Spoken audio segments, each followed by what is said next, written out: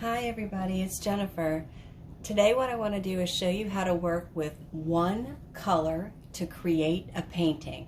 And we call that monochromatic painting.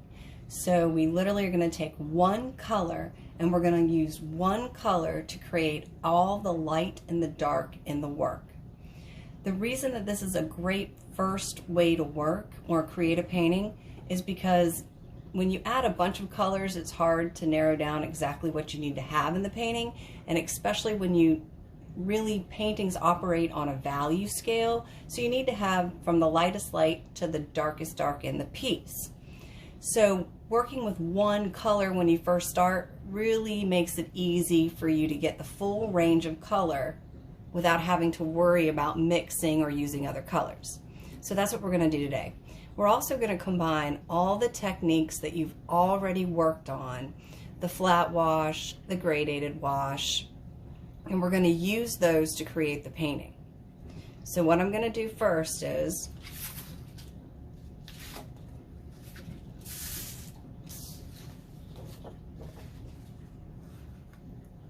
I'm going to draw a very light outline on my paper. Then what I'm going to do is I'm going to tape down the edges of the paper in the pad itself. So in other words, you'll put a little edge of the tape on the paper and then wrap it around the book to keep it all still or together like a block. Right here what I've done is I've used cardboard, a little piece of the back of a cardboard. So once I have my drawing on there and I tape my paper down, and the reason you want to tape your paper down is with watercolor it will buckle, so you really want to make sure that you have it in place and stretch. We call it stretching it when you tape it down. And what happens is when it gets wet, it buckles, and then the sizing in the paper helps it return back to the flat size that you've got it taped to. So what we're going to do is we're going to start with this piece, and I'm going to show you using the techniques that you've already learned how to create a painting with one color. Today I'm going to use blue. I thought it would show up pretty well for us. So I'm going to start by wetting my brush.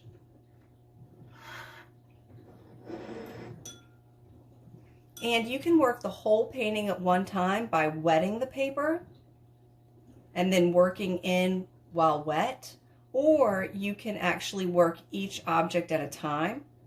With watercolor, we work light to dark. So I think for the sake of this demo and not having to wait for things to dry, it would probably be better if I work one shape at a time on dry paper so things don't run together, and I can try to give you a good idea of how to make this happen. So what I'm going to do is I'm going to pick up a little bit of blue. Again, I'm going to work light to dark. So I'm going to go right over here and edge this cone shape with a little bit of the light blue. And then I'm going to use my gradated wash technique to pull the color over. Go right over to the edge. Now I'm going to pick up a little bit more blue and add a little bit more value on this side. And I can do that wet into wet.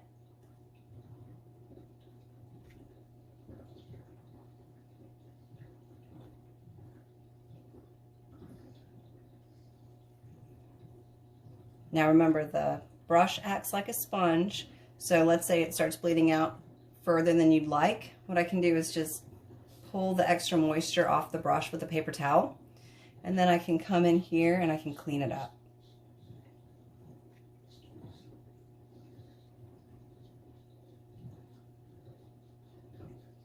Okay, so I'm going to put a little bit more dark right down in here. Okay, and now I'm going to move on to my next shape. Let's see, I'll do the ball next. Same thing, really light paint. And at home, what I want you to do is find simple objects to use. I'm not going to go all the way to the edge. I want you to, but because of the demo, I don't want to bleed in. While you're working at home, what I want you to do is find 3 simple objects to use. Like a Kleenex box, a piece of fruit, and a cereal box. Those would be really easy objects to work with. And you want 3 things that are kind of different sizes too.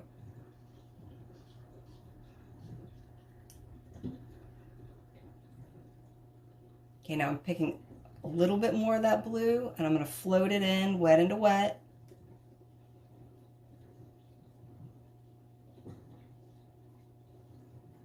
Pick up a slightly bigger brush. That brush was way too small for me to be using with that shape.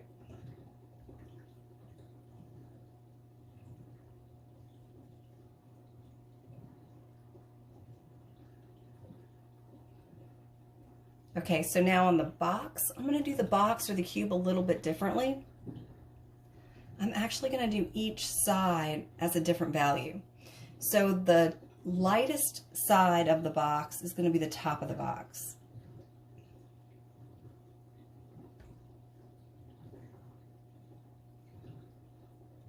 And then I'm pick up a little bit more paint, a little bit darker.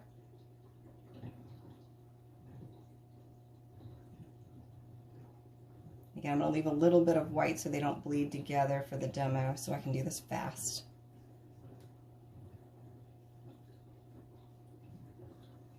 Okay, flat wash right there.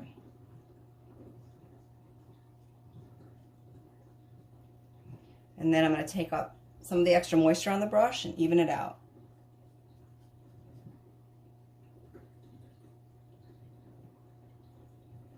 All right, and then I'm going to take a slightly darker color .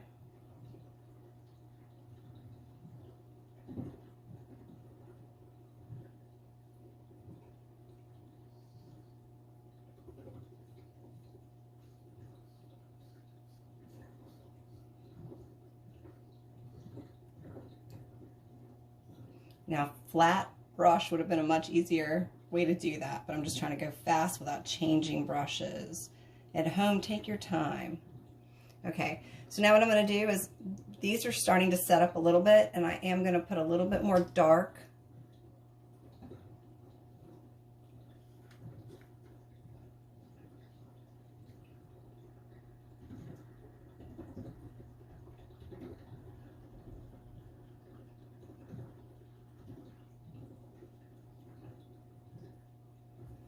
And then I'm going to bleed that edge just a little bit with a little bit of clean water.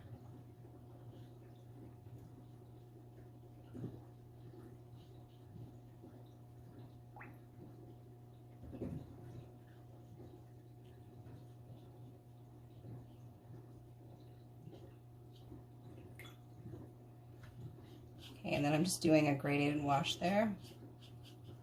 Okay, same thing on that ball. Just going to add a little bit more dark on the edge. Just give it a little bit more value.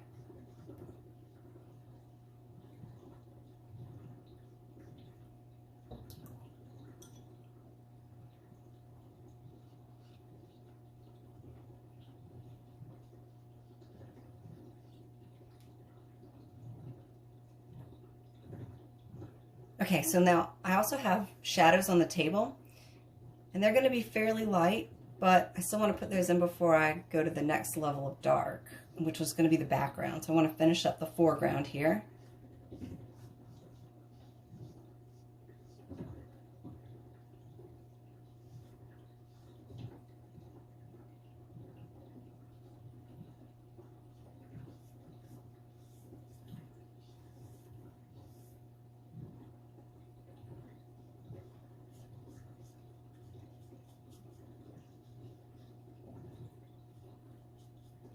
Okay, so I've got some shadows in there.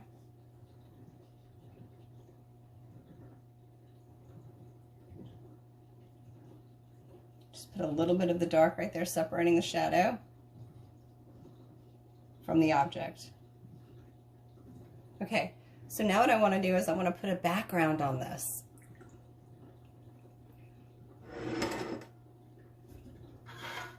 I'm going to turn this upside down just to make it easy.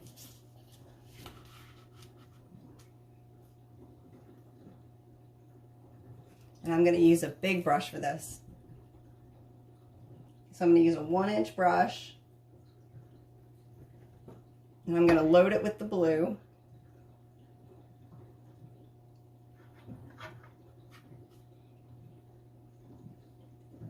I'm going to go around these shapes. Now I'm going to do this fast, but I want you to take your time.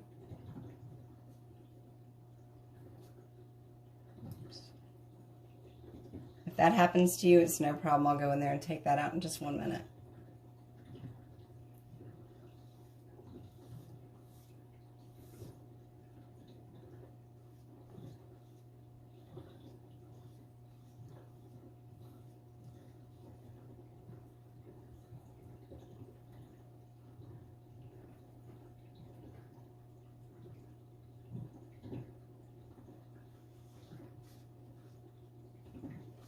Okay, I want to continue edging my objects.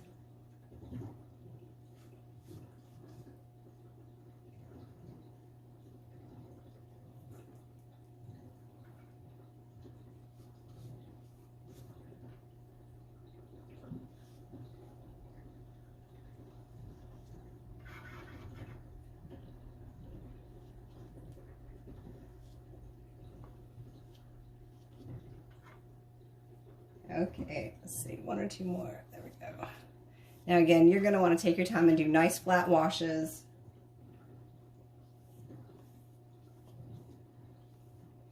In fact, I would recommend drying this layer and then putting 1 more flat wash on the back, just so it's nice and even. Now I want to show you how I would correct that little spot right there where it bled in. So what I would do is take a clean brush and then pull all the extra moisture out of it.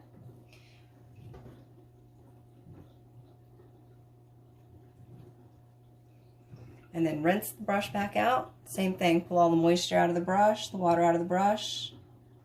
You can come in and clean that up. Now you want to soften this edge if you can, because you don't want to leave a hard edge on there.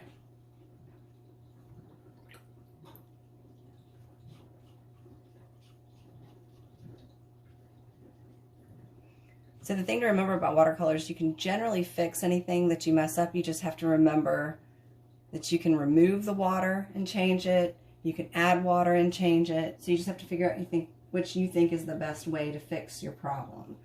All right, same thing right here. I want to put a little bit of that dark back in there.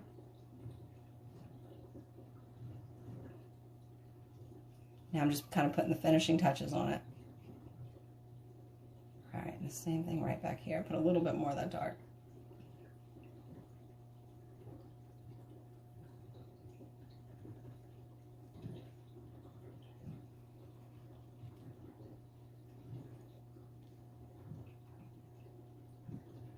Okay, so this will give you a really good idea of how to start a painting.